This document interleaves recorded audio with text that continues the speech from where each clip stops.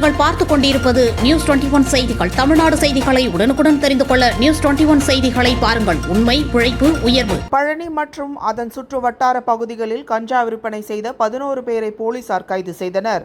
Palani down அரசு மேல்நிலைப்பள்ளி அருகே கஞ்சா விற்பனை செய்வதாக போலீசாருக்கு கிடைத்த தகவலை அடுத்து டவுன் போலீசார் அண்ணா நகர் பகுதியில் ரோந்து சென்றனர். அப்போது சந்தேகப்படும்படி நின்ற 7 பேரை மடக்கி பிடித்து விசாரித்தனர்.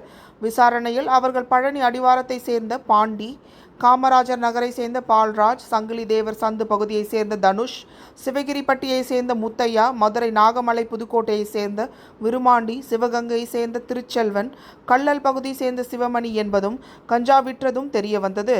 அதையடுத்து போலீசார் அவர்கள் 7 பேரையும் கைது செய்தனர். இதேபோல் பழனி மதனபுரம் பகுதியில் கஞ்சா விற்றதாக துர்கை பிரசாத், தனுஷ், மனோஜ் ஆகியோரை அடிவாரம் போலீசார் கைது செய்தனர்.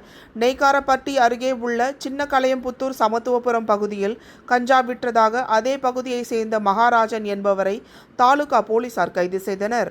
மேற்கண்டவர்களிடம் இருந்து மொத்தம் 700 கிராம் கஞ்சா பறிமுதல் செய்யப்பட்டது.